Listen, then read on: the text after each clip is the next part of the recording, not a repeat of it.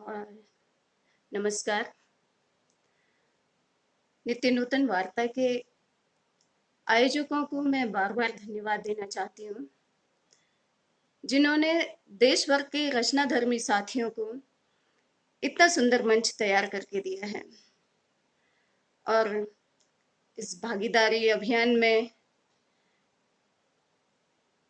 इस नित्य नूतन वार्ता अभियान में भागीदारी करने वाले सभी लोगों को, सभी साथियों को जो जुड़ रहे हैं, उनको मैं बार बार धन्यवाद देना चाहती हूँ, क्योंकि ये एक संस्कृति है, मैं ऐसा मानती हूँ, जुड़ने की संस्कृति। क्योंकि रचना के लिए जुड़ना, सृजन के लिए जुड़ना संस्कृति का विकास करता है।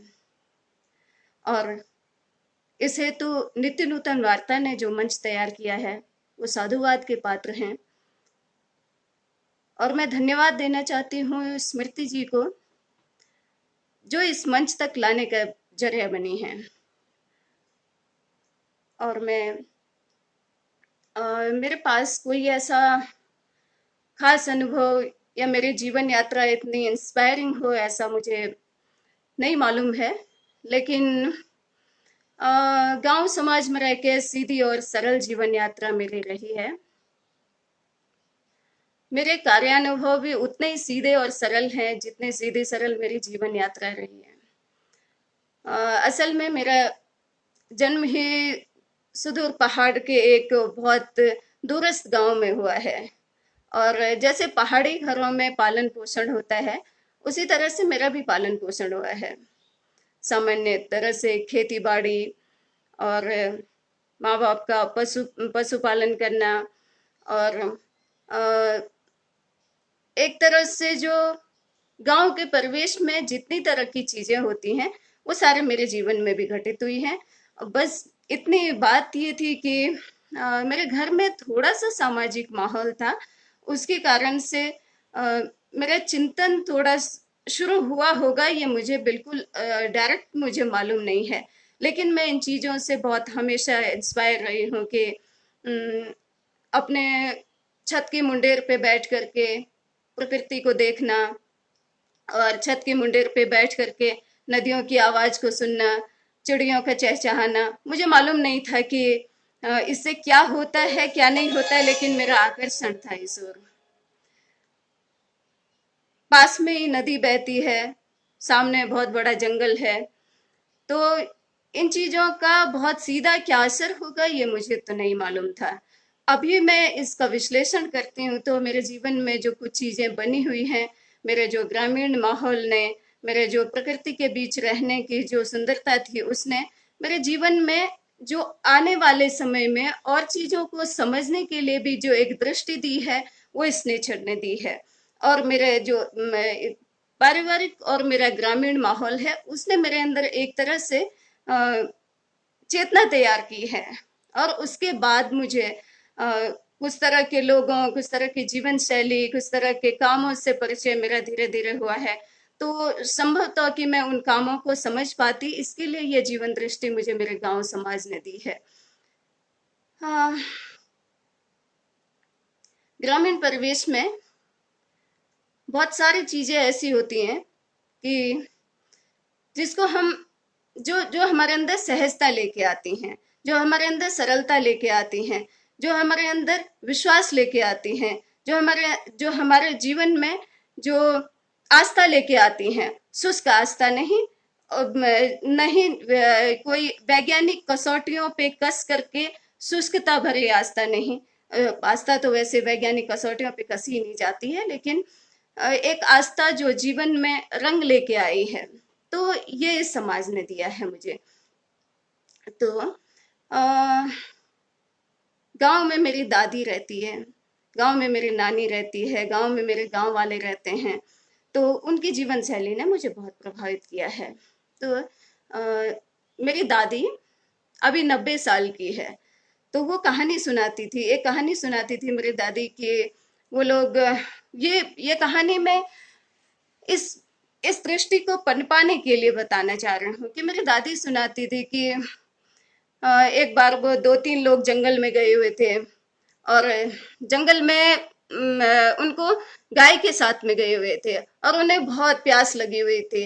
वो उनको पानी पीना था कहीं से। तो जीवन की सरलता कैसे होती है, जी हमारे अंदर जीवन दृष्टि कैसे पनपती है। तो मेरी दादी बताती है कि वो गांव जंगल में गई हुई थी, उनके दो तीन साथी उनके साथ है, जिनमें से अभी एक जिंदा है, एक खत्म हो गई हैं। तो उन लोगों को बहुत पानी पानी की प्यास लगी हुई थी। तो वो पानी पीने के लिए पानी ढूंढने लगे। पानी उन्हें कहीं मिला नहीं। तो और वो जंगल में गाय को छोड़ के भी नहीं आ सकते थे। वो गए, उन्होंने अपने इष्ट देवता को, जो भी गांव की देवी है, उसका स्मरण किया। बोला कि अ, वो उन्होंने बोला, भगवान अगर तू सच्चा है तो यहाँ पे पानी की धार फूट जाए। थोड़ी देर होती है, वो लोग वापस आते हैं। उन्होंने तो अपनी मासूमियत से ऐसे बोला, वो कोई 15-16 साल की बच्चियां थी, उन्होंने अपनी मासूमियत से ये बोला। तो थोड़ी देर में वो लकड़ी निकालती हैं और वहां पे पानी की धार फूट पड़ती है। अब इसको किसी तरह की वैज्ञानिक कसौटियों पे नहीं कसा जा सकता है, लेकिन ये इस तरह की जीवन शैलियां, ये इस तरह की चीजें मेरी कहानियों में शामिल हैं। ये मेरी कहानियों में शामिल है। ऐसे मेरी दादी नानी की जो प्रत्यक्ष कहानियां हैं, इन कहानियों में मेरी बहुत कहानियां शामिल हैं, जिन्होंने मुझे जीने के एक नए रंग को, जीने के एक नए ढंग को परिष्कृत परिष्कृत करने का मौका दिया है। तो ये मेरा सामान्य लोगों जैसा ही समाज में रहने का, पलने बढ़ने का अनुभव रहा है। और उसके बाद जैसे गांव के बच्चे सामान्य अपना स्कूल जाना शुरू करते हैं। अ, और मैं तो ये बोलना ही भूल गई, मेरी आवाज सुनाई दे रही क्या सबको? कोई कमेंट में लिख के देगा, मैं सीधे शुरू हो गई।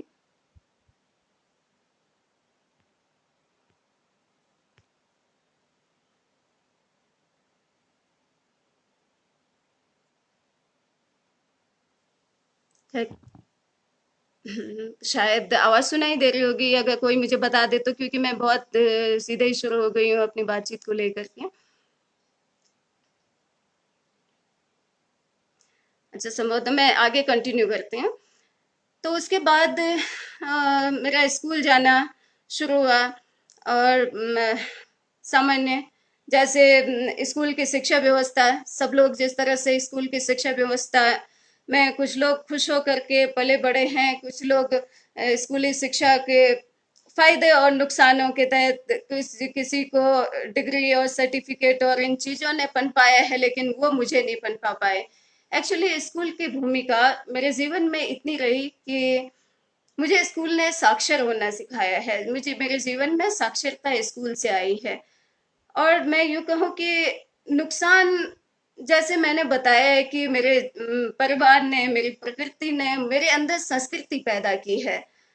अ, ऐसे में अगर स्कूल का नुकसान बताऊं, कि कुछ फायदों के साथ में स्कूल का नुकसान बताऊं, तो उसने मेरे जो मस्तिष्क में कंपटीशन डेवलप किया है। हम्म, तो वो कंपटीशन जो आज भी मेरे अंदर, कभी वो कंपटीशन, अभी जिस शिक्षा प्रणाली के तहत मैं काम कर रही हूँ, जिस शिक्षा प्रणाली के तहत मैं बच्चों के साथ में सीखने की कोशिश कर रही हूँ, उनको उनके साथ में जी करके सीखने की कोशिश कर रहा है, तो उसने, अगर मेरे अंदर में कोई हिंसा का बीज पन पाया है, तो वो स्कूल की शिक्षा व्यवस्था से पनपा हुआ है। ये स्कूल की शिक्षा व्यवस्था का एक बहुत बड़ा माइनस पॉइंट है, क्योंकि मेरे भीतर में, मैं डायरेक्ट, अगर डायरेक्ट या इनडायरेक्ट मेरे अंदर कहीं कंपटीशन आया होगा, तो वो स्कूली शिक्षा व्यवस्था के कारण से आया है। तो जैसे मैं बता रही हूँ कि स्कूल ने मुझे कंपटीशन दिया। मैं बहुत अभी उस पे काम कर रही हूँ, मैं बच्चों के साथ भी उस पे काम कर रही हूँ। लेकिन उसका स्कूली शिक्षा व्यवस्था का जो अल्टीमेट नुकसान है, उसने शिक्षा शिक्षा में कंपटीशन पैदा किया, जो कि हिंसा का जनक है। क्योंकि हम बच्चों पे, अगर हम बच्चों के साथ में ये भी करते हैं कि अब बच्चे देखो, इसने अच्छा लिख दिया है, तुमने नहीं लिखा है। तो जो ये तुलना होती है, जो ये कंपैरिजन है, ये हमारे जिस शिक्षा ने हमारे अंदर ये माइंड तैयार किया है, जो ये मस्तिष्क तैयार किया है कि आपको फलान से आगे निकलना है, तो एक तरह से हम बच्चों के साथ में हिंसा करना भी शुरू करते हैं। अ, उसके बाद इन सारे ये यहाँ से स्कूल में मैं 12th करने के बाद से जब अपना मुझे उसके बाद में पढ़ाई में बहुत रस आना कम हो गया था। और मेरे चाचा जी एक मजे हुए गांधीयन रहे हैं, बहुत प्रसिद्ध गांधीयन नहीं, मजे हुए गांधीयन रहे हैं। तो उन्होंने अभी भी वो अपना काम अपने अपने व्यक्तिगत जीवन में और समाज में भी वो काम कर रहे हैं। तो उन्होंने मुझे अल्मोड़ा में, यही उत्तराखंड के ही अल्मोड़ा जिले में कस्तूरबा महिला उत्थान मंडल करके एक ऑर्गेनाइजेशन है जिसको लक्ष्मी आश्रम नाम से भी जाना जाता है। तो मैं एक अपने सीमित दृष्टि को छोड़ करके एक बड़े फैमिली का हिस्सा बने। सीमित दृष्टि, सीमित कुल को छोड़ के, दृष्टि भी नहीं बोल सकते, सीमित कुल को छोड़ करके एक असीम कुल का हिस्सा बनने की मेरी यात्रा शुरू हुई, जो अभी अनवरत चलते जा रहे हैं।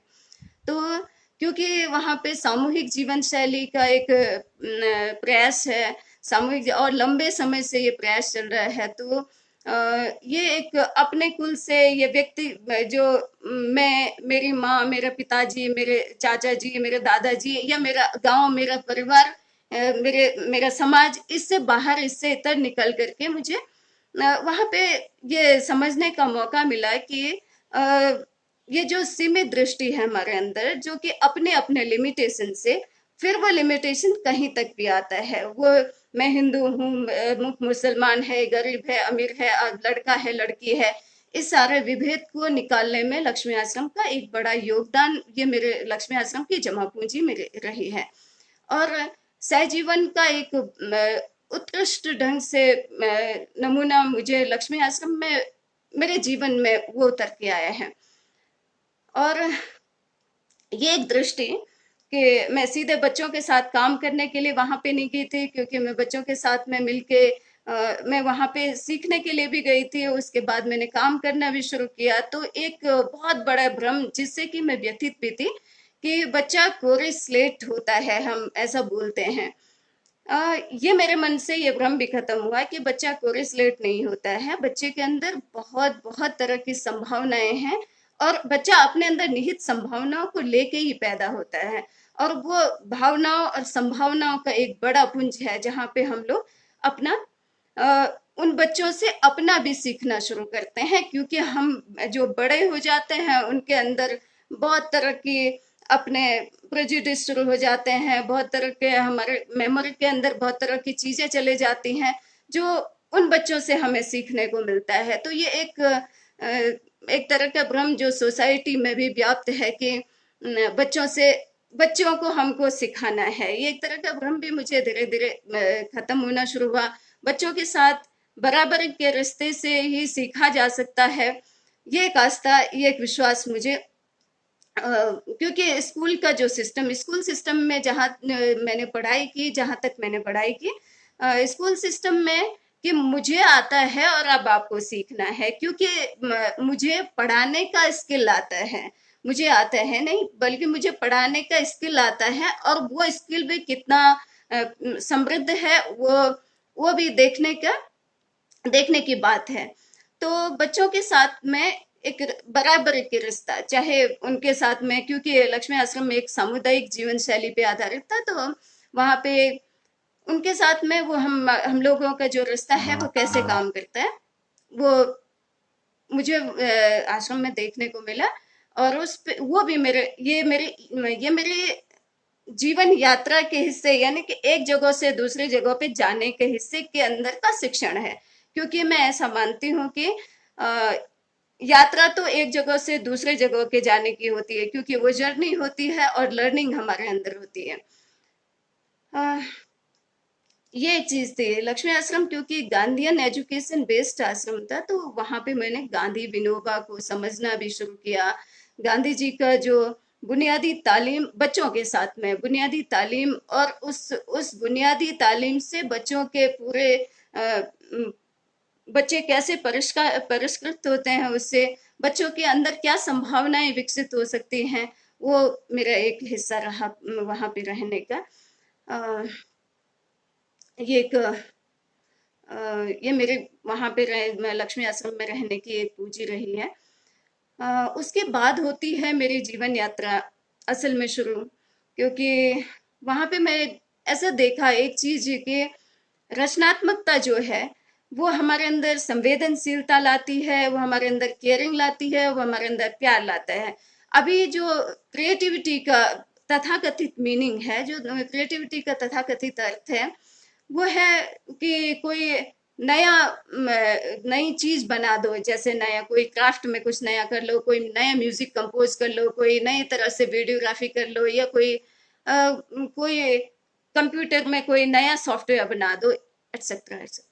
तो लेकिन मैं जो इन बच्चों के साथ में रह के जो शिक्षा का, रचनात्मकता का जो मीनिंग समझे, क्रिएटिविटी का जो मीनिंग समझे, वो मैं ये समझी कि ये तो है हमें कोई भी काम करने के स्किल।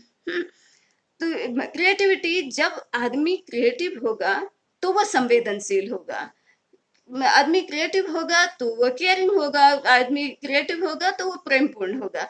तो ये मेरे एक गहरी गहरी समझ बनी वहां पे रह करके।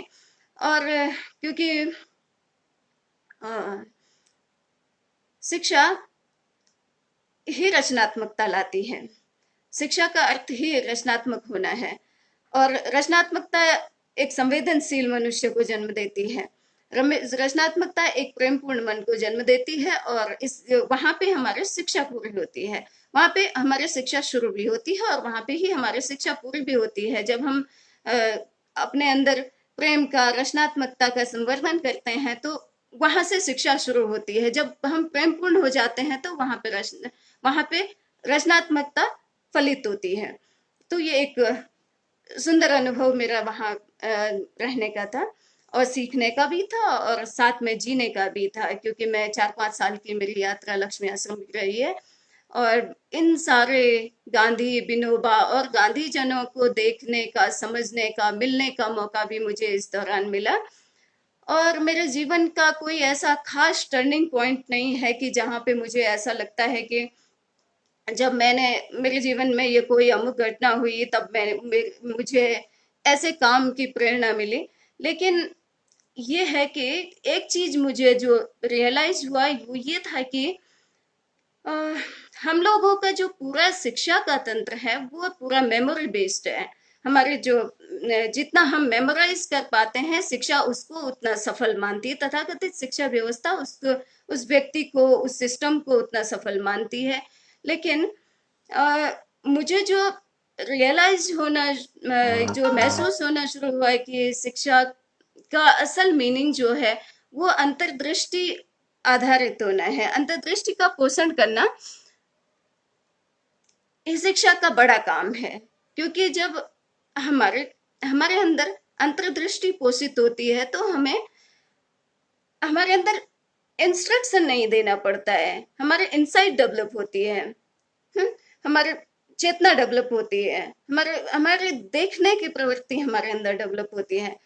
और जब जब हमें कोई इंटरेस्ट इंस्ट्रक्शन नहीं देना होता है किसी बच्चे को, तो उससे निकला हुआ जो एक्शन है वो इंडिपेंडेंट एक्शन होता है। और जब इंस्ट्रक्शन नहीं देना होता है तो हमारे अंदर अपना इंडिपेंडेंट एक्शन होता है। और जब इंस्ट्रक्शन देना देते हैं हम, तो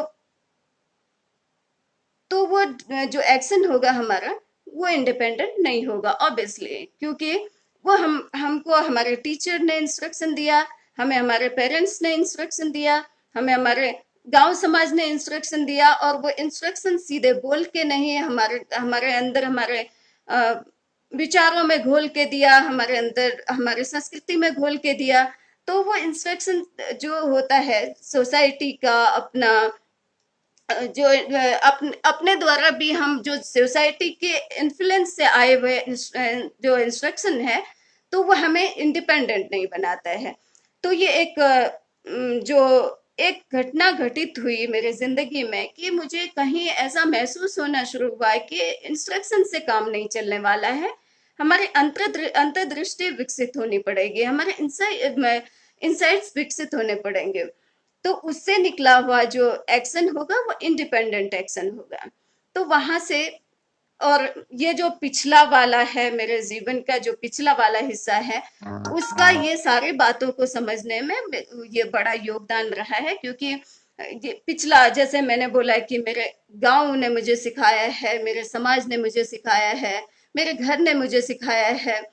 तो अगर ये वाला पक्ष नहीं होता तो मुझे जो कुछ भी नई चीज मेरे सामने आती है, नया जीवन सामने आता है, नई दृष्टिकोण सामने आता है, या नया कोई विचार सामने आता है, वो समझने की ताकत मेरी नहीं बनती। वो मैं इसलिए मेंशन करना चाहती हूँ क्योंकि हम लोग अभी इस मंच पे बहुत सारे लोग हैं जो जो बोलने के लिए भी आए। मैं बहुत खुश हूँ कि इस मंच पे नए बच्चे जो नए तरह से काम करने में इंटरेस्टेड हैं, जो नई ऊर्जा को लेके भी आ रहे हैं। कुछ लोग हैं जो नए बहुत अपने बहुत पुराने अनुभव लेके आ रहे हैं, इस मंच पे बोल रहे हैं।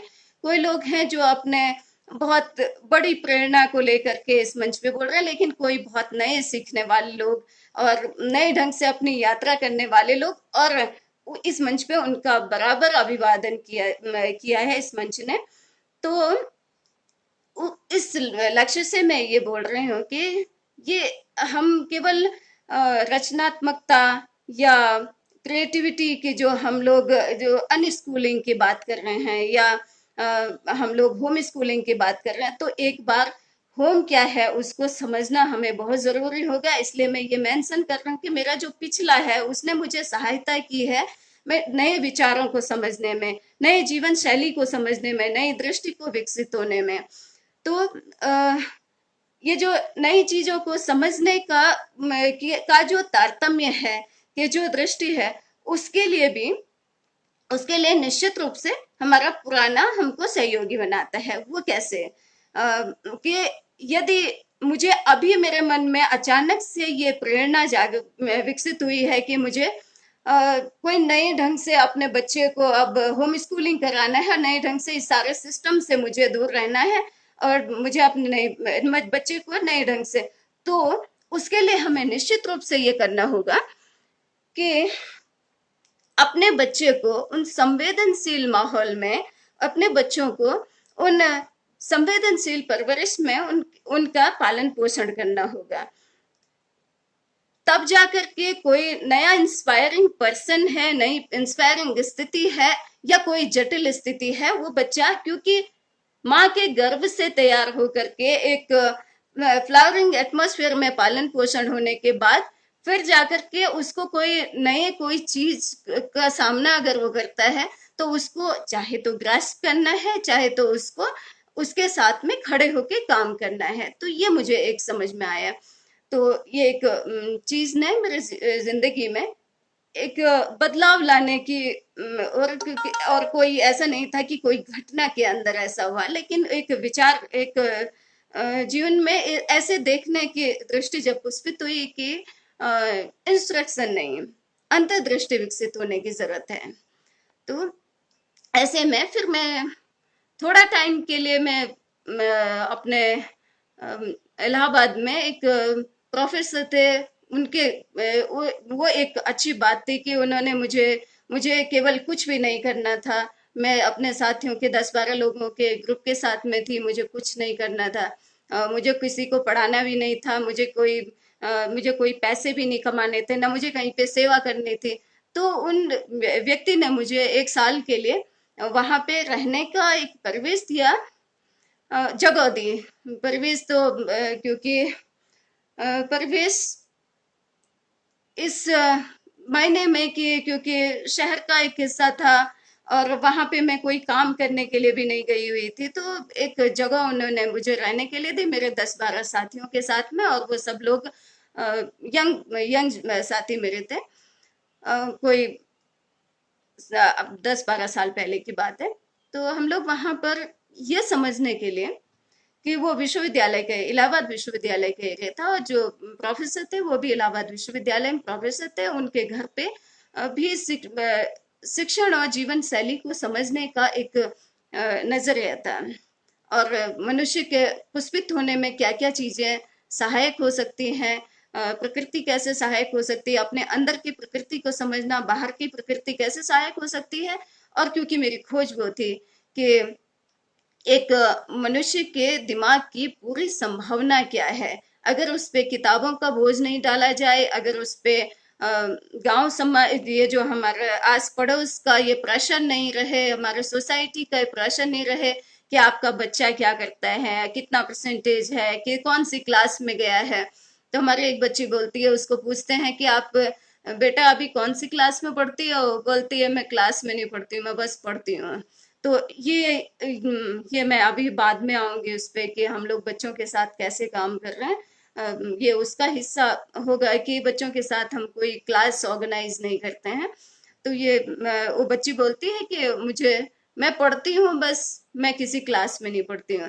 तो एनीवे, तो इलाहाबाद में मैं जब थी तो मुझे एक उन प्रोफेसर के साथ में और उनके काफी साथियों के साथ में हमारे पर डे रेगुलर बातचीत होती थी, विश्वविद्यालय के भी, क्योंकि मैं मेरी स्कूली पढ़ाई भी पूरी कर चुकी थी और उस बीच में मैं अपने विश्वविद्यालय की पढ़ाई भी पूरी कर चुकी थी। तो उसके बाद मुझे सचमुच में पढ़ाई का ये वाला हिस्सा मुझे कि स्पष्टता मेरे मन में नहीं थी कि ये स्कूल कॉलेज विश्वविद्यालय किस हेतु बच्चे को तैयार करते हैं, किस हेतु मनुष्य को तैयार करते हैं।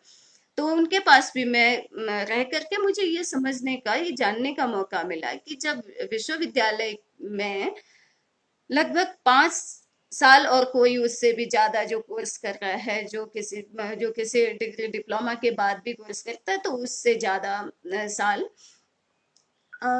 लास्ट में जब बच्चा निकलता है उन विश्वविद्यालय से, तो उसको एक पूर्ण मनुष्य होके बाहर निकलना चाहिए। तो वो एक पूरा मनुष्य होके बाहर नहीं निकलता है, वो एक कंपनी फैक्ट्री के लिए एक मशीन का एक हिस्सा बन के बाहर निकलता है।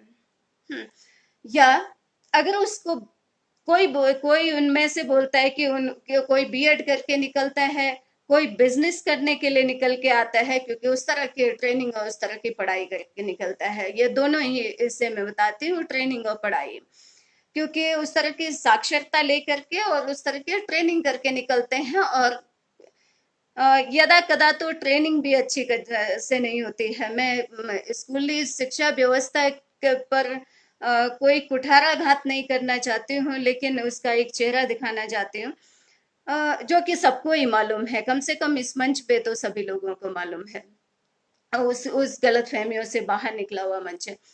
तो विश्वविद्यालय से निकलने के बाद जो बच्चों की स्थिति रहती है, जो फ्रस्ट्रेशन का शिकार, जो आत्महत्या करने पे आमादा हुए हैं, या जो कंपनी फैक्ट्री का हिस्सा बनने के लिए तैयार बैठे हुए हैं, जिनके अंदर इतनी चेतना है, एक बच्चे के अंदर का पोटेंशियल, और वो जब भी एक युवा बन करके उस युवा के अंदर का जो पोटेंशियल है, वो केवल एक कंपनी में जाकर के और सिर्फ जीवन के अपने केवल एक पक्ष को लेके काम करता है कि उसको अपना जीवन सिक्योर करना है, उसको अपने जीवन में जो मृत्यु के टाइम से पहले तक के जितने भय हैं, उन भयों के निजात के लिए वो नौकरी करता है, वो पैसे कमा के खाना चाहता है। निश्चित रूप से शरीर को के पालन पोषण के लिए, शरीर के पोषण के लिए अन्न ही चाहिए होता है, लेकिन अन्न मिलने का जरिया जिंदगी भर हम उस अन्न, क्योंकि जीविका और जीवन में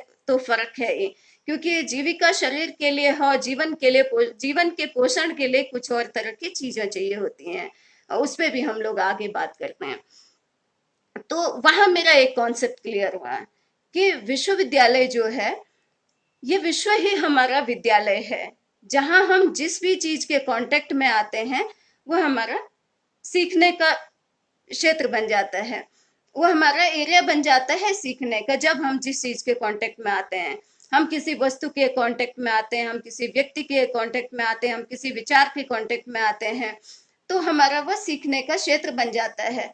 और सीखना तभी हो सकता है जब हमारे अंदर सीखने की कैपेसिटी हमको बचपन में, हमको सीखने के टाइम पे डेवलप की होगी। सीखना ऐसे ही शुरू होता है कि जब हम किसी चीज को ध्यान से सुनते हैं और ध्यान से देखते हैं, तो हमारा समझ से सीखना शुरू होता है। क्योंकि दो चीजें हैं कि अगर हम ध्यान से सुनेंगे और ध्यान से देखेंगे, तो हमको वो बात समझ में आएगी। कोई भी छोटे से छोटे जीवन के क्रम को लें, बड़े से बड़े जीवन को क्रम को लें, कि हम किसी चीज को, किसी कोई कोई बड़ा प्रसंग हमारे जिंदगी में घटित होता है, हम उसको ध्यान से सुनते हैं, ध्यान से देखते हैं, तो हमारी समझ बनती है। तो ऐसा मुझे उस घर में रहने पे, उस जीवन शैली के अंदर रहने पे मुझे ये समझ बनी कि अ, विश्वविद्यालय का काम ये है कि इस ओर इंगित करना, जिसका नाम ही विश्वविद्यालय है, इस ओर इंगित करना कि ये विश्व ही हमारा अध्ययन क्षेत्र है। तो उसके बाद की मेरी यात्रा शुरू होती है, चलने की यात्रा पहाड़ों की ओर। और मैं वापस अपने गांव में, उसी गांव में और उसी घर में जहाँ पे मेरा पालन पोषण हुआ है, मैं वापस आकर के अपने इन 10-12 साथियों के साथ में वापस आके फिर शुरू में तो इसको हम लोगों ने कोई नाम भी नहीं दिया था। तो यहाँ पे आके हमारा शुरू होता है स्पेस फॉर नर्चरिंग क्रिएटिविटी, जिसको मैं बीच बीच में जिसको सृजन निकेतन नाम से ही बोलूंगी। तो सृजन निकेतन करके हमने इस जगह को नाम से बोलना शुरू किया। कम से कम 3 साल तक हमने इसको रजिस्टर्ड भी नहीं किया। रजिस्टर्ड करने के पीछे भी यही, नहीं करने के पीछे भी यही मंशा थी कि हमें मनुष्य के सृजन पे काम करना है।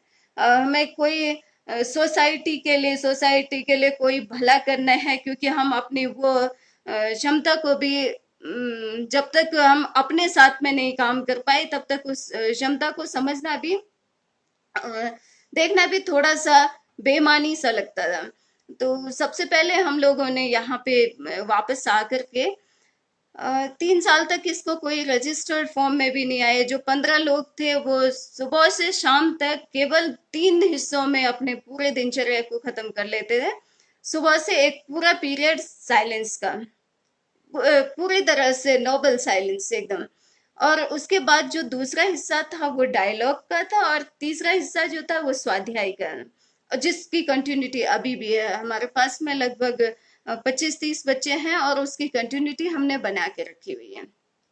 तो जो संवाद है वो हमारे जो दिमागी गुत्थियां हैं उनको सुलझाने में उसने हमें बेहद मदद की है।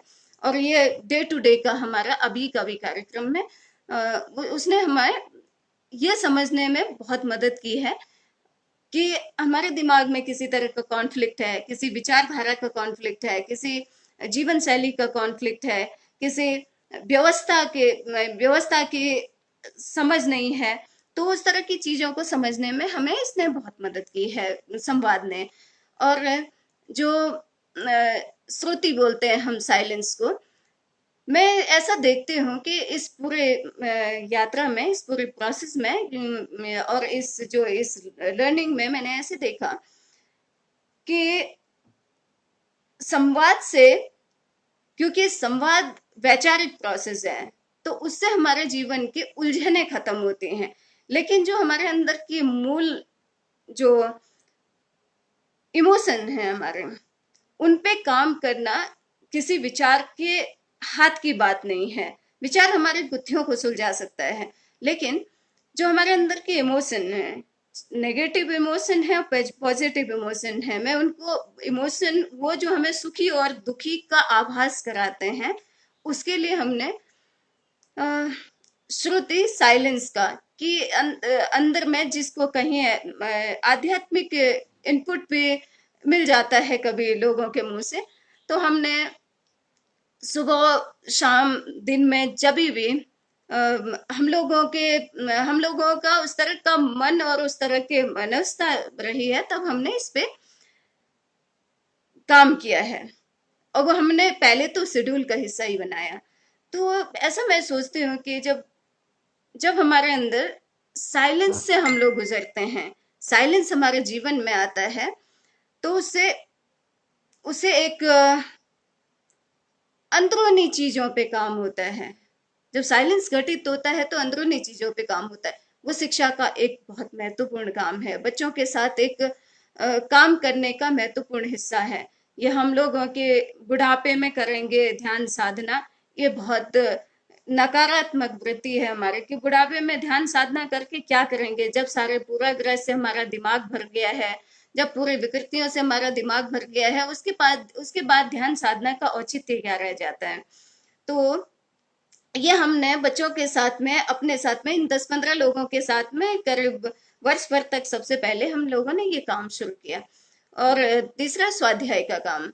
स्वाध्याय में हमको विषयगत चीजों को लेकर के, जिस तरह के भी हमारे सवाल हैं, विषयों को समझने को लेकर के, और स्वाध्याय का एक हिस्सा तो ये रहा, दूसरा हिस्सा ये रहा कि हम लोग जैसे उन पुस्तकों का अध्ययन, या जो जो पुस्तकें अपनी ओर इंगित कराती हैं, वो पुस्तकें जो समाज में चेतना जागृत करने की ओर इंगित कराती हैं, उन पुस्तकों का भी अध्ययन, और उसके साथ उनके जरिए अपना अध्ययन करना शुरू किया।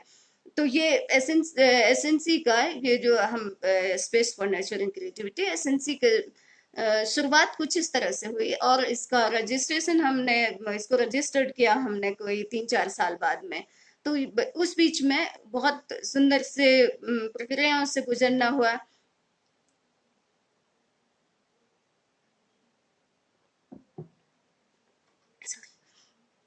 तो उस बीच में इन सारे प्रोसेस से गुजरना हुआ। ये समझ में आया कि अभी मनुष्यता में जो किसी तरह का कोई मिसिंग चीज है, क्योंकि मनुष्य ने बहुत सारा चीज ढूंढ लिया है, तो जो कुछ मिसिंग है वो है रिलेशन। और रिलेशन ही है जो हमारे अंदर जिससे हमारे अंदर रियलाइजेशन होता है। तो क्योंकि हम लोगों ने ये तय किया कि हम लोग विदाउट कॉन्फ्लिक्ट अगर इन 3-4 सालों में रह सके, क्योंकि दो मनुष्य का 10 मनुष्य का एक साथ में विदाउट कॉन्फ्लिक्ट रहना बड़े मुसीबत की बात होती है, बड़े टास्क की बात हो जाती है। तो हम लोगों ने जो महसूस किया कि रिलेशन ही रियलाइजेशन का सूत्र है। तो रिलेशन होगा तो हम लोग व्यवस्था को रियलाइज कर पाएंगे, सृष्टि को रियलाइज कर पाएंगे, कॉस्मोस को रियलाइज कर पाएंगे। तो और जो हमारी किताबों में लिखा हुआ है उसको रियलाइज कर पाएंगे, बच्चों की भावनाओं को रियलाइज कर पाएंगे, बच्चों के दिमाग को रियलाइज कर पाएंगे। तो ये काम की शुरुआत यहाँ से होनी शुरू हुई। क्योंकि हम बुद्ध के बारे में देखते हैं, कबीर के बारे में देखते हैं, वो जब रिलेट कर पाए तभी रियलाइज कर पाए। तो जो गांधी और बुद्ध और विनोबा और कबीर बनने की जो हम लोगों का बच्चों के अंदर जो ये आदर्श थोपने की कि आप गांधी को देखो, बुद्ध को देखो, आपको बुद्ध बनना, आपको गांधी बनना, नहीं नहीं। बुद्ध के अंदर अंतर्दृष्टि पैदा हुई। बुद्ध के अंदर में, गांधी के अंदर में, उनके अंदर दृष्टिकोण नहीं पैदा हुए। एक्चुअली दृष्टिकोण का कॉन्फ्लिक्ट है, दृष्टि में कोई कॉन्फ्लिक्ट नहीं है। जब जब दृष्टिकोण अलग अलग होते हैं, क्योंकि जिसमें एंगल है, कोण है उसमें, तो वो संभव सी बात है कि एक का दृष्टिकोण एक होगा, दूसरे का दृष्टिकोण दूसरा होगा। लेकिन जब दृष्टि होगी तो ऐसा नहीं है कि मैं ऐसा मानूं कि मेरे अंदर एक दृष्टिकोण है कि मुझे प्यार की जरूरत है, और दूसरे के अंदर दूसरे का दृष्टिकोण है कि नहीं, प्यार की जरूरत नहीं होती इंसान को। ऐसा नहीं है। दृष्टिकोण ये बोल सकते हैं, लेकिन दृष्टि ये नहीं बोल सकती है। दृष्टि ये होगा कि जो मानवीय मूल्य हैं, जो मानवीय, जो जैसे रिलेशन की जो जरूरतें हैं, वो सार्वभौम है, वो सब लोगों को उसी तरह की जरूरतें होती हैं। ये दृष्टि सुनिश्चित करती है, ये दृष्टिकोण सुनिश्चित नहीं करते हैं। इसलिए मुझे थोड़ा तकलीफ होती है किसी भी तरह के वाद में, तो वो चाहे कितना भी सुंदर सा कॉन्सेप्ट को हमने वाद का रूप दे रखा हो, तो क्योंकि उसमें फिर दृष्टिकोण बन जाते हैं, और दृष्टिकोण हमेशा कॉन्फ्लिक्ट कराते हैं। जैसे कि ये वादों से कि चाहे तो हिंदूवाद है, चाहे तो गांधीवाद है, चाहे तो विनोबावाद पैदा हो या रविन्द्रनाथ वाद पैदा हो, शुक्र है कि कुछ चीजों के पीछे वाद नहीं लगा हुआ है। तो ये सारे जो चीजें हैं वो हमारे अंदर, ये वाद जो है हमारे अंदर डिवीजन पैदा करते हैं। और ये पता नहीं क्यों शुरू हुआ होगा, लेकिन जिन लोगों के अंदर, क्योंकि बुद्ध का कोई वाद नहीं हो सकता है, गांधी का कोई वाद नहीं हो सकता, वाद होगा तो प्रतिवाद भी होगा। तो इन लोगों का वाद नहीं होता है, नहीं हो सकता है। तो हम लोग थोड़ा समझने की कोशिश करेंगे, देखने की कोशिश करेंगे, तो अ, ये लोग किसी वाद को लेके बहुत निर्विवाद और अपने अंतर समझ और अंतर्दृष्टि, जो मैं दृष्टि को बार बार इसको वापस लेके आ रहा हूँ, क्योंकि दृष्टि वो जगह है जो हमारे देखने और सुनने को पोषित करता है, पोषित करके बनता है या पोषित भी करता है। क्योंकि ये दृष्टि जो हमारे अंदर है, जो सुन हम क्या सुन रहे हैं उसको भी सुनता है। शायद ये हमारे प्रोसेस का बातचीत के हिस्से से बाहर की चीज हो सकती है, लेकिन जब तक हमारे अंदर में बहुत, इसलिए ये प्रकृति की करीबियां हमें हमारे अंदर में, हमारे ब्रेन की संरचना में बहुत मददगार होती हैं। इसलिए ये जो हम हमारे बहुत रिश्तों के संबंधों के रिलेशन के जो तार हैं, ये हमारे जो कनेक्शन है, ये हमारे अंदर बहुत तरह से एक तारतम्य जोड़ते हैं, एक श्रृंखला बनाते हैं, एक सुंदरता लेके आते हैं, और ये हमारे अंदर दृष्टि विकसित करते हैं। तब हमें अ, तब हमें ये मुश्किल नहीं होती है कि आप हिंदूवादी हो या आप मुस्लिमवादी हो, या आप जैनवादी हो या आप सिखवादी हो। तब हमें ये नहीं दिखता। हम उस जैनी पे जाते हैं, महावीर पे जाते हैं, बुद्ध पे जाते हैं, हम कबीर पे जाते हैं। तब हम देखते हैं कि इस तरह का ब्रेन सृष्टि में, समाज में कैसे डेवलप होता है। ये हमारी यात्रा का हिस्सा है, ये हमारे लर्निंग का हिस्सा है, ये हमारे सीखने का हिस्सा है कि समाज में, जीवन में एक बच्चा बुद्ध कैसे बनता है, एक बच्चा कृष्ण कैसे बनता है, एक बच्चा कबीर कैसे बनता है। तो इसके लिए क्या प्रोसेस उनकी रही है। तब हम ये नहीं, तब हमारे आराध्य नहीं हो जाते हैं। आराध्य बना के हम उनको दूर किसी कोने में नहीं बैठाते हैं। तब हम उस प्रक्रिया को समझने की कोशिश करते हैं। और ये कोई ऐसी स्थिति नहीं है कि कोई एक या दो आदमी बुद्ध या कबीर बन सकते हैं, ऐसा मुझे लगता है।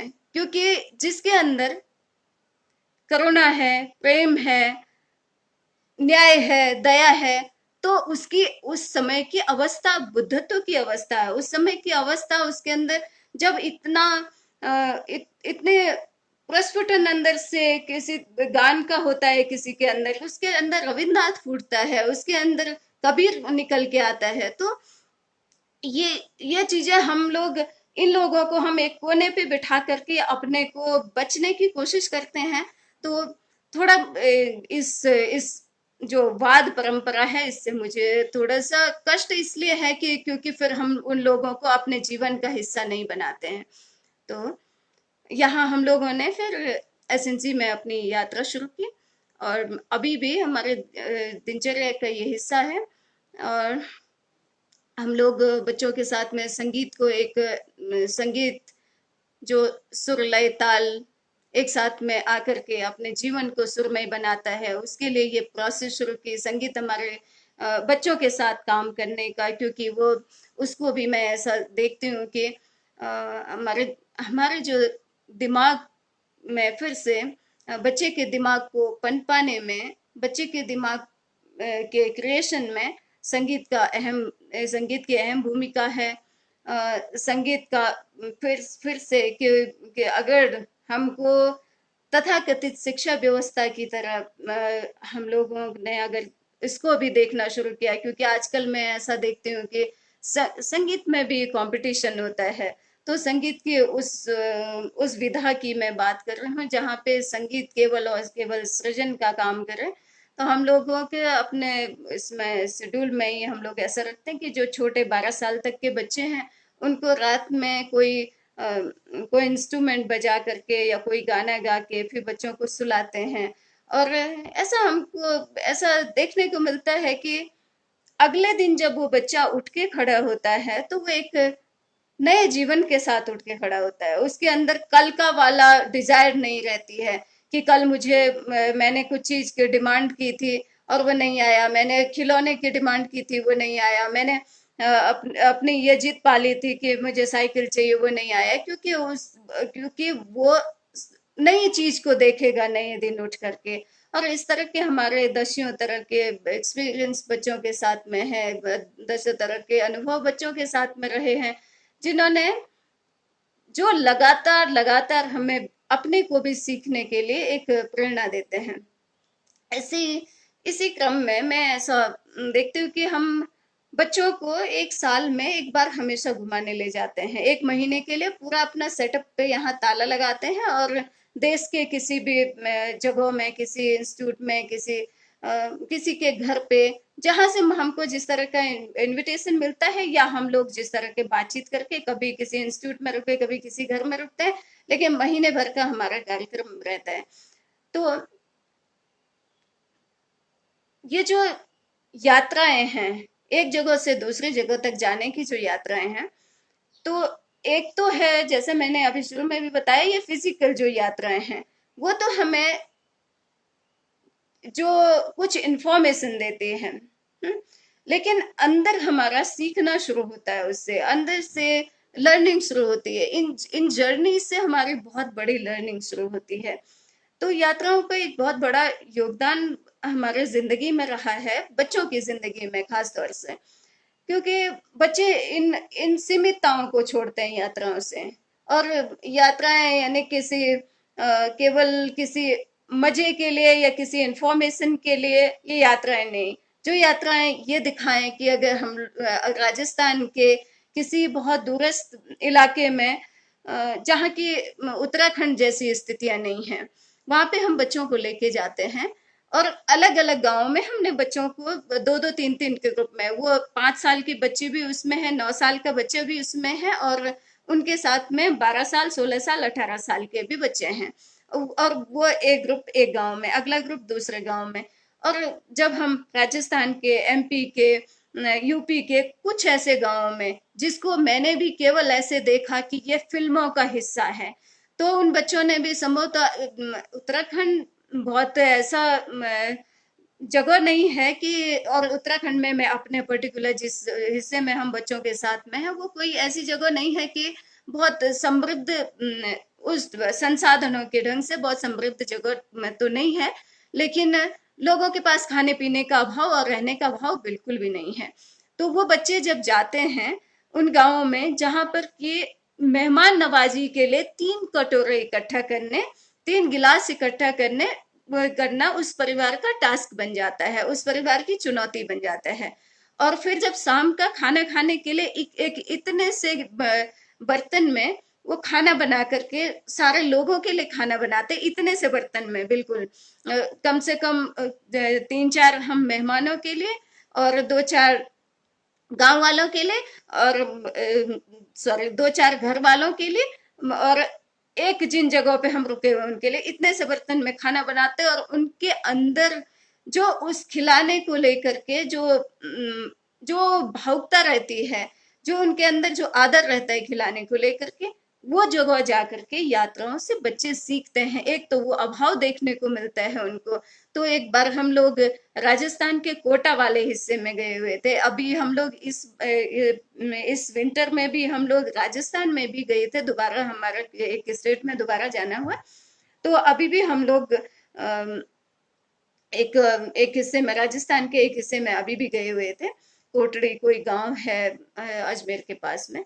तो पहले वाले जो जगहों की एक घटना हमें अच्छे से बिल्कुल मनो मस्तिष्क में बच्चों के भी उतरी हुई है, कि उस टाइम पे जब उन बच्चों ने देखा कि इन घरों में खाने के लिए मात्र और मात्र हमने केवल बेसन के गट्टों की सब्जी बना करके उन्होंने हमें खिलाई, क्योंकि उनके पास में खाना देने के लिए, मेहमानों को खाना देने के लिए ये सबसे अच्छी सब्जी थी, और तो थी नहीं।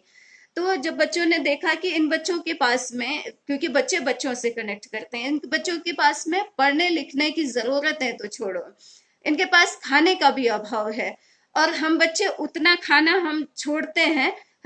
हम लोग इतनी ट्रेनिंग के बाद, इतने बातचीत के बाद, इतने संवाद के बाद, इतने देखने सुनने के बाद भी बच्चों के अंदर कभी किसी तरह की अनिच्छा से जब ये आता है, तो जब ये प्रत्यक्ष अध्ययन से हमें देखने को मिला कि उसके बाद जब बच्चों के आंखों में, हर ग्रुप से एक दो बच्चों के आंखों में तर करके आंसू भरे हुए हैं।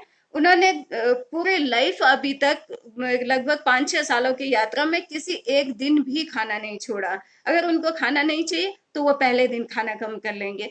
तो इस तरह की घटनाएं, इस तरह की चीजें यात्राएं सिखाती हैं। कहीं पे जुड़, कहीं पे, कहीं एक तरह झोपड़ी खड़ी हुई है, एक तरह महल खड़ा हुआ है। हम ये सवाल पूछते हैं तो बहुत बौद्धिक और बहुत तार्किक दिमाग से करते हैं। जब एक सवाल बच्चा ये करता है कि दीदी वो तो डस्टबिन से खाना उठा रहा है, तो वो बच्चा, उस बच्चे के अंदर पे, उस बच्चे के हृदय में, उस बच्चे के मनोमस्तिष्क में जो असर पड़ता है, जो असर उस बच्चे के दिमाग में पड़ता है, वो उसका सृजन है असली। एक्चुअली कोई किसी तरह का कोई इनोवेशन, कोई किसी तरह का कोई आर्ट क्राफ्ट, म्यूजिक एक इनोवेशन को अभिव्यक्त करने का एक हिस्सा हो सकता है। लेकिन जब वो बच्चा उस जूठन खाते बच्चे को देखता है, और वही बच्चा जब जब ये देखता है कि एक आदमी के पास इतना खाना है कि जो बाहर ट्रेन से बाहर फेंकता है, और एक बच्चा उठा करके उसको खाता है, तो वो जब वो गढ़ता है उस बच्चे के मन को, वो है असल असल में मैं उसको सृजन मानती हूँ। मैं उसको सृजन देखती हूँ कि जब जाकर के बच्चा किसी ऐसे स्थितियों में पड़े हुए किसी किसी आदमी को जो जरूरतमंद है, किसी भी रूप में जरूरतमंद है, वो मेरा बच्चा उठा करके उसका हाथ पकड़ता है, या अमुक बच्चा उठा करके उसका हाथ पकड़ता है, मैं सोचती हूँ उसके अंदर सृजनात्मकता का जन्म हुआ है। मैं देखती हूँ कि उसके अंदर वो पुष्पित हुआ है जिसे सृजन कहते हैं। क्योंकि फिर से कि अगर दो म्यूजिशियन के बीच में कंपटीशन है, इसका मतलब कि सृजन नहीं है। दो आर्टिस्ट के बीच में कंपटीशन है, इसका मतलब सृजन नहीं है। दो दो मैकेनिक के बीच में, जो कि बहुत अच्छा कुछ उन्होंने बनाया है, वो सृजन नहीं है। वो सृजन उन बच्चों का, उन बच्चों के अंदर सृजनात्मकता पैदा होती है, फिर वो कुछ भी बनाए। वो एरोप्लेन से लेकर के पनडुब्बी तक जो भी बनाते हैं, उन्होंने अगर उस भावना और उस संवेदनशीलता से कि अब इसमें जाके कोई एक, कोई ऐसा आदमी जाके ऐसा कोई प्रबोधक जाकर के यात्रा करेगा जो कि एक जगह से जो दूसरी जगह जाने में उसे बड़ी तकलीफ है, तो वो बच्चा अगर प्लेन भी बनाता है तो वो उस दृष्टि से बनाएगा। वो बच्चा अगर डॉक्टरी करता है तो उस दृष्टि से करेगा। निश्चित रूप से हम लोग अभी जब बच्चों के साथ यहाँ पे काम करते हैं, वो बच्चे अपनी अपनी जगहों पर जाकर के, कुछ बच्चों ने अपने तरफ से काम शुरू किया है, तो बहुत निश्चित रूप से वो अपनी उस ऊर्जा को लेकर के, अपने उस जीवंत दृष्टि को लेके काम करते हैं। फिर वो फार्मिंग कर रहे हैं, या वो उसके बाद जाकर के किसी स्कूल में बच्चों को पढ़ाए, या कोई सॉफ्टवेयर इंजीनियर हो। तो ये एक बच्चों के अंदर से ये हायरार्की खत्म होती है, ये एक तरह का डिजाइन खत्म होता है कि कुछ पढ़ने का मतलब कुछ बनना, यह डिजाइन खत्म होता है। कुछ पढ़ने का मतलब कुछ बनना नहीं है। कुछ पढ़ने का मतलब पढ़ने, शिक्षा का ही मतलब है। कुछ पढ़ने का मतलब ही है कि आपके अंदर जीवंतता पैदा हो, आपके अंदर। क्योंकि जो एजुकेशन है वो केवल एक्यूमुलेशन ऑफ नॉलेज नहीं है। एजुकेशन केवल इसके लिए नहीं है, और बल्कि एजुकेशन का तो एक नॉलेज को इकट्ठा करने का, जानकारियों को इकट्ठा करने का तो एक बहुत छोटा सा पार्ट है हमारे दिमाग में, मेमोरी। और मेमोरी का जिंदगी में कितनी उपयोगिता है, जितनी उपयोगिता हमें साधनों के और लोगों के साथ, साधनों के साथ संपर्क करने के लिए है, उतनी उपयोगिता है मेमोरी की। उससे ज्यादा उपयोगिता, उससे ज्यादा जो जीवन जीते हैं हम, चाहे हम प्रकृति के साथ में हो, चाहे व्यक्ति से व्यक्ति के साथ में हो, वो रिश्ता हमारा बनता है, वो मेमोरी से नहीं बनता है, वो हमारी जागृति है अंदर की। तो उस वो जो जागृति है उससे हमारा रिश्ता बनता है। और इसमें मेमोरी का किसी तरह का कोई योगदान नहीं है। किसी के साथ में आप बहुत बेहुदे तरह का भी अगर बेहुदे तरह का मतलब जहाँ पे बहुत तरह से हम लोग केवल प्रभाव में किसी तरह के इन्फ्लुएंस में भी प्यार को नाम देते हैं, वो भी हमारी मेमोरी तय नहीं करती है कि अब आप लोग किसी व्यक्ति से भी प्यार करें जिसको अभी हम लोग हमारे जो इस युवा दौर के बच्चे हैं, हम भी जब इस इन्फ्लुएंस में थे, तो तभी भी इतने छोटे स्तर पे भी मेमोरी तय नहीं करती है ये। तो मेमोरी का तो इतना ही हिस्सा है। और अ, अन्य हमारे जागृति का हिस्सा है। हमारे अंदर जागृति है तो हम लोग पशु से प्रेम से लेकर के, सृष्टि से प्रेम से लेकर के, यूनिवर्स से प्रेम से लेकर के कॉस्मस तक का जो प्रेम है, वो दृष्टि कनेक्ट कराती है हमें। तो ये एक जीवन क्रम का, यात्राओं का एक हिस्सा है, फिजिकल यात्राओं का। क्योंकि अंदर से तो सीखना ही सीखना है मात्र। अंदर अंदर से हमें यात्राएं नहीं, बल्कि हमारी लर्निंग ही हमें हमारे अंदर की जो का विकास है उसके लिए ये निश्चित कराती है।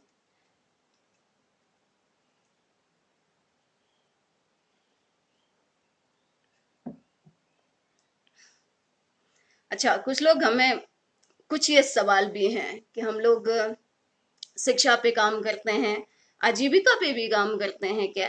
क्या केदारनाथ वाला जो ये एरिया है डिजास्टर के लिए काफी अब काफी जान काफी अच्छे से सुपरिचित भी हो गया, और हर साल हम छोटे बड़े स्तर पे हर तरह के डिजास्टर को यहाँ पे देखते हैं। तो फिर से कि जीवन को हम, शिक्षा को टुकड़ों में देखने की हमारे जो जो अभ्यास है, वो वो अभ्यास हमें टुकड़ों में देखने का अभ्यास, क्योंकि जीविका सुनिश्चित करने के लिए होता है। जब हमें अधिक से अधिक एक्यूमुलेट करना है, तो हम उस हिस्से से हम इस अभ्यास को देखते हैं। जब हम इसको कलेक्टिव वे में देखते हैं तो हमें दिखता है, हम लोग थोड़ा सा शुरू के दौर में तो मैं थोड़ा अचंभित भी होते थे कि आजीविका पे काम कर रहा है, कि अगर एक इंसान खाता है तो उसे आजीविका भी देखनी होती है। और वो कनेक्शन कि जब हम बच्चे को, तो ये शिक्षा का काम है, वो टूटन हम पैदा नहीं करें कि जहाँ शिक्षा सिखाई जाती है वहां अपने अंदरूनी इमोशन को या अपने बाहर घटित होने वाले परिवर्तन को समाज के स्तर पे, प्रकृति के स्तर पे, इन सारे स्तर पे होने वाले परिवर्तन को शिक्षा के साथ उस जीवन क्रम में जोड़ करके हम देखने का, हम लोगों को बच्चों के अंदर वो नजरिया, वो स्पष्टता डेवलप करनी है। तो और उसके लिए परिवेश का होना जरूरी बनता है। तो हम लोग, तब मैं ये देखती हूँ कि आजीविका पे काम करने वाला एक एक सिस्टम होगा, शिक्षा पे काम करने वाला एक सिस्टम होगा, कहीं कोई मर गया है किसी आपदा में, किसी विपदा में, उसके लिए एक होगा, जन जागृति के लिए कोई दूसरे तरह का सिस्टम होगा। अगर ये सारे सिस्टम एक साथ एक एक मंच पे मिलके काम नहीं करेंगे, जैसे हम लोग बच्चों के साथ में काम करते हैं, तो बच्चे देखते हैं इनके कोई पर्टिकुलर कोई क्लासेस लेकर के, और या कोई किसी तरह की, ये तो संवाद के एक हिस्से में उस विचार की प्रखरता के लिए हम संवाद करते हैं, लेकिन किसी तरह का कोई डिवीजन के साथ में नहीं। तो हम खेती कर रहे हैं तो बच्चों को निश्चित रूप से पता होना चाहिए कि जब खेती करेंगे तो हमारे शरीर का पोषण उससे होगा। अगर हमारे समाज में कहीं कॉन्फ्लिक्ट है और उसके लिए कोई जागृति अभियान है, किसी स्तर पे भी अगर वो उसका हिस्सा है, तो बच्चे को समझ में आए, बच्चे को ये समझ में आता है। और ये बच्चा, बहुत छोटा बच्चा भी बहुत सफाई से ये समझता है कि हमारा हमें एक कॉन्फ्लिक्ट से भरे हुए, एक हिंसा से भरे हुए समाज का हिस्सा नहीं बन के हमें उस समाज के लिए भी जिम्मेदार बनना है। दूसरे की अगर किसी तरह से भी मेरे बगल का पड़ोसी किसी कष्ट में है, मेरे इलाके में डिजास्टर है, मेरे इलाके में घर के घर बह गए हैं, तो हमारी पूरी रिस्पॉन्सिबिलिटी बनती है। छोटे बच्चे उस रिस्पॉन्सिबिलिटी को आत्मसात करें, उस रिस्पॉन्सिबिलिटी को आत्मसात करते भी हैं, और वो उस स्थिति को फिर वो शिक्षा को उन टूटन में नहीं देखते हैं, और उनके उनके अंदर एक समग्रता में एक दृष्टि डेवलप होती है, एक जीवंतता विकसित होती है कि शिक्षा का मतलब आने वाली हर संवेदनाओं को, आने वाली हर घटनाओं को देखना भी होता है। आने वाले शिक्षा का मतलब हम लोग जहां ये परिस्थितियां नहीं है कि वो जाके खेती भी कर सकते हैं, वहां ये परिस्थितियां निश्चित रूप से है कि वो अपने बच्चों को उन किसान तक की श्रृंखला तक को जोड़ पाए। उनके अंदर ये श्रृंखला, उनके अंदर ये स्पष्टता तो हो कि वो एक बढ़ई तक जाने के जो सामान पहुंचा है हमारे पास, वो इस श्रृंखला को देख पाए। तो एक चीज हम शिक्षा में इसको भी, कि शिक्षा टूटन में नहीं, शिक्षा जुड़ाव में हो, हर चीज के जुड़ाव में। जब विषय से विषय के जुड़ाव में, जब हम बुक्स को भी देखते हैं, जब उन किताबों को भी टटोलते हैं, तो गणित, हिंदी, विज्ञान, तो हमने तमाम तरह के कुछ सिलेबस भी अपने तैयार किए हैं, छोटे छोटे स्तर पे, लेकिन कुछ तरह के सिलेबस भी तैयार किए हैं कि गणित हिंदी से कैसे जुड़ती है, इंग्लिश मैथ से कैसे जुड़ती है, और हिस्ट्री से कैसे जुड़ती है। तो शिक्षा वो कनेक्शन भी दिखा पाए, वो कनेक्शन बिठा पाए, वो तारतम्य भी बिठा पाए। तो और वो कर्म में भी हमारा हो कि शिक्षा अलग से कुछ सालों तक शिक्षा होगी, उसके बाद कुछ सालों के बाद में काम शुरू होगा। नहीं, क्योंकि हमारे जो परंपरागत जीवन शैली है वो भी यही देखती है, हम सीखते हैं और करते हैं, सीखते हैं और करते हैं। अगर सीखते सीखते सीखते नहीं करेंगे, तो फिर ऐसा ही होगा कि एक बच्चा, एक विद्यार्थी, एक युवा जब एमबीबीएस, जब डॉक्टरी कर लेता है, जब कोई मुझे उंगली दिखा रहा है कि मैं, तुम्हारा टाइम हो गया है, और मेरे पास, मैंने बहुत लेंदी कर लिया है इसको। तो वो जब अपने डॉक्टरी कर लेता है, तो मेरा कनेक्शन काट दिया है, सॉरी। तो अच्छा, मैं से एक काम करती हूँ कि मुझे ये वो आ गया है कि टाइम हो चुका है मेरा, मैं थोड़े से अपनी बात को समेटती हूँ, और उसके बाद जो एक दो बच्चे हमारे यहाँ पे जो अभी हमारे साथ में ही हैं, उनसे भी थोड़ा सा आप लोगों को रूबरू कराते हैं। anyway, मेरा बहुत कुछ छूट गया है, कभी दोबारा से हम लोग फिर से आएंगे। तो कोई है यहाँ पे? हम लोग पहाड़ों के बहुत मैंने जैसे बताया कि अच्छे खासे बहुत अच्छे प्रकृति के बीच में है, और हम लोग बहुत चिल्ला चिल्ला के दूसरे को आवाज देते हैं कि कोई है आसपास में, आ जाओ। तो अभी कोई होगा, कोई बच्चा थोड़े से बोलेगा अभी, तो मैं उनको बुलाती हूँ। कोई है, कोई बच्चा? किसी ने तो आवाज दे करके चले गए हैं। कोई है? नेहा, जया, कोई है?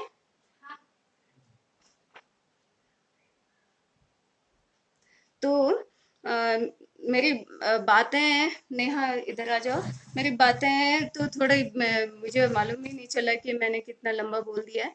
तो ये नेहा है, और अभी ये बच्चों के साथ में सीखती हैं, बच्चों को सिखाती है, और ये अभी यहाँ पे किस तरह का उसका, कृष्णा तुम भी आ जाओ, किस तरह से उसका सीखना रहा है, और क्या हम लोग अभी यहाँ पे करते हैं थोड़ा बहुत। ये लोग भी अपना अनुभव बताएंगे। नेहा यहाँ पे 15 साल की आ गई थी, और 15 साल से अपने सीखने समझने की यात्रा को उसने शुरू किया है। कृष्णा 4 साल की हम लोगों के पास में आ गई थी, 4.5 साल की, और तब से हम लोग साथ में सीखने के लिए, और सीखने के लिए, जीने के लिए सब लोग साथ हुए हैं। तो आप लोग थोड़ा अपने बारे में बताएंगे, थोड़ा थोड़ा?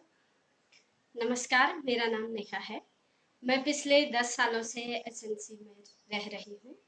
और जब मैं 15 साल की थी तो मैं तब एसएनसी में आ गई थी। वैसे तो मैं दीदी को जब मैं 10 साल की थी तब से जानती हूँ, तो उनका जीना मुझे बहुत प्रभावित करता था। उस एज में वैसे हम एनालाइज तो बहुत कुछ नहीं कर पाते हैं, लेकिन उनका जीना मुझे बहुत प्रभावित करता था, तो वही चीज़ मुझे यहाँ तक ले आई है। तो मेरी शिक्षा भी सामान्य तरीके से ही रही है। जैसे कि स्कूलों में बच्चों को प्रलोभन दिया जाता है, भय दिया जाता है, तो मेरी शिक्षा भी वहीं पर से रही है। जैसे हम क्लास में अगर बच्चों को बैठाते हैं, तो एक बच्चे की तुलना दूसरे बच्चे से करते हैं, तो वहाँ पर बच्चे पर किस प्रकार का प्रभाव पड़ रहा है, ये हमको वहाँ पर तो पता नहीं चल पाता है, लेकिन बच्चे के साथ वो प्रक्रिया जीवन भर चलती है, ये मुझे अपने अनुभव से समझ में आता है। तो उसके बाद ये मेरा सौभाग्य रहा कि मुझे एसएनसी में आने का मौका मिला, और यहाँ की शिक्षण प्रक्रिया बिल्कुल भिन्न थी, जहाँ पर टीचर और स्टूडेंट का जो रिलेशन का गैप होता है वो मुझे यहाँ पर महसूस नहीं हुआ। और जिस तरीके का भय हमको लगता है टीचर को देख के या किसी तरीके के सवाल टीचर से पूछने में, तो वो भय मुझे यहाँ पर महसूस नहीं हुआ। मैं सोचती हूँ कि जिस तरीके का माहौल मुझे एसएनसी ने दिया, मैं आने वाले समाज को वैसा माहौल दे पाऊँ, आने वाले समाज को अपनी ओर से इस तरीके की सहायता कर पाऊँ। और उसके अलावा यहाँ पर हम लोग बच्चों के साथ में एजुकेशन देते हैं, तो उनको प्रैक्टिकल एजुकेशन के द्वारा समझाया जाता है। बाहर से लोग यहाँ पर आते हैं, तो उनके द्वारा बच्चों को समझाया जाता है। अलग अलग चीज़ों के द्वारा हम बच्चों को समझाने की कोशिश करते हैं, ताकि वो एक सफल इंसान बन सके। इसलिए क्योंकि हम देखते हैं कि जो हमारी प्रचलित शिक्षा प्रणाली है उसमें बच्चों के बच्चे या एक मनुष्य के जो जीवन मूल्य होते हैं उसको खत्म कर दिया जाता है, या उनकी ओर ध्यान नहीं दिया जाता है, तो वो अपने आप खत्म हो जाते हैं। तो यहाँ पर हम लोग वो अपने लाइफ में सक्सेस हो पाए उसकी पूरी कोशिश करते हैं। इसके साथ में ही हम उनको बुक्स से भी समझाने की कोशिश करते हैं, और अगर ज़्यादा छोटे बच्चे हैं तो उनको नेचर के बीच में छोड़ देते हैं, क्योंकि हमको ये लगता है, हम इस पर विश्वास करते हैं कि जो ये नेचर है, नेचर काफ़ी समृद्ध है। तो समृद्धि के साथ हमको ऐसा लगता है कि बच्चे नेचर से ज़्यादा कुछ सीखते हैं। जिन बच्चों का इंटरेस्ट बुक्स में नहीं रहता, तो हम उनको नेचर के बीच में छोड़ देते हैं। तो तमाम तरीके का जो हमारा एजुकेशन पैटर्न है, तो लगता है कि ये हमको पूरा भय देता है। देखते हैं हम कि ये एजुकेशन पैटर्न से जो निकल के आते हैं, जो व्यक्ति निकल के आते हैं, जो युवा साथी निकल के आते हैं, तो वो एक सक्षम युवा निकल के आता है। मुझे ऐसे विश्वास नहीं होता, क्योंकि जब हम देखते हैं कि 12th के बाद कोई भी युवा सामने निकल के आता है, तो उसके सामने तमाम तरीके के सवाल होते हैं, क्योंकि अभी तक या तो उसकी सोसाइटी उसको चला रही होती है, या उसके पेरेंट्स उसको चला रहे होते हैं, या उसके टीचर्स उसको चला रहे होते हैं, उसको बता रहे होते हैं, उसका गाइडेंस वो कर रहे होते हैं। तो उसके अंदर सीखने, समझने, जिज्ञासा, तो इस तरीके की चीजें नहीं पैदा हो पाती हैं। उसका संसार केवल अपनी बुक्स, अपने पेरेंट्स, अपने फ्रेंड्स तक ही सीमित रह पाता है। तो उसका विजन ब्रॉड नहीं हो पाता है। तो उसको उसके विजन को ब्रॉड करने के लिए हमारे शिक्षा में चेंज करना चाहिए। इस पे मुझे ऐसा लगता है, क्योंकि शिक्षा का पैटर्न जो है हमारा, उसको थोड़ा चेंज करने की ज़रूरत है। और यहाँ पर युवाओं के साथ में भी काम किया जाता है। उसको हम सृजन निकेतन, सृजन कोर्स के नाम से बोलते हैं। तो वहाँ पर बच्चों, युवाओं के साथ में संवाद की, इस युग में हम युवाओं के साथ में देखते हैं कि संवाद की कमी है। वो अपने सवालों को ठीक से अभिव्यक्त नहीं कर पाते, अपनी बात को अभिव्यक्त नहीं कर पाते, क्योंकि उनका जो संसार है वो मीडिया में ही सिमट कर रह गया है। तो उनके अंदर संवाद करने की शक्ति डेवलप हो और एक समाज का नेतृत्व करने की क्षमता डेवलप हो, इसके लिए हम लोग 1 वर्ष का सृजन कोर्स का संचालन भी करते हैं। और मैं एसएनसी में हूँ, एसएनसी की इस प्रक्रिया में चल रही हूँ। इसका मुझे एसएनसी को बार बार धन्यवाद करना है। कृष्णा। नमस्ते, मैं कृष्णा, और मैं थोड़ा आप लोग आगे के आ जाए। सामने अपने जो 4 साल से और अभी तक की जर्नी के कुछ एक्सपीरियंस मैं आप लोग को शेयर करना चाहती हूँ और बताना चाहती हूँ। और यहाँ रहते हुए मैंने बहुत कुछ सीखा, चाहे स्किल के तौर पे, चाहे मेरे अपने व्यवहार के तौर पे। मैंने लोग के साथ अच्छे से रहना और उनकी रिस्पेक्ट करना, लोग के साथ न्याय से रहना और उनके साथ बिल्कुल अच्छे से मिलजुल के कैसे रहते हैं वो सब करना सीखा। और स्किल के तौर पे जैसे मैंने योगा करना सीखा, पेंटिंग करना सीखा, स्टडी करना सीखा, एग्रीकल्चर करना सीखा। लेकिन मेरे लिए सबसे इम्पोर्टेंट ये हो जाता है कि ये मैंने सब कैसे सीखा। तो आज शुरू से लेके जब मैं छोटी थी और अभी तक एक ही चीज़ से मैंने सीखा, और उसमें बहुत सारी जब दीदी लोगों ने भी बताया तो वो सबसे मेन था ऑब्जर्व करके सीखा। तो हर किसी छोटी से लेकर बड़ी बड़ी चीज़ को ऑब्जर्व करके कैसे उसको अपनी ज़िंदगी में लेकर आई। तो जैसे जब मैं छोटी थी तो क्योंकि हमारे वहाँ नेचर की प्रॉस्पेरिटी बहुत है, तो यहाँ जब अर्चना दी लोग के साथ जाती थी तो दीदी लोग ऐसा बोलते थे कि देखो ये एक नदी बह रही है, कहाँ से ये बर्ड कैसे उड़ रही है। तो एक बिना किसी सोचे या बिना ऐसे कि ये क्यों उड़ रही है, तब उसके बाद से जब धीरे धीरे क्वेश्चन आने शुरू हुए, पर पहले सिर्फ ऐसे ही कि अच्छा ये नदी बह रही है, तो इसको सिर्फ कभी 1 घंटे तक, कभी 2 घंटे तक इसको ऐसे देखे रहना और बिना कुछ सोचे बस देखे रहना ही एक स्वभाव सा बन गया। और इस ये स्वभाव चलते चलते फिर मेरे आगे बहुत काम आया, और उसी स्वभाव के चलते मैंने बहुत कुछ सीखा।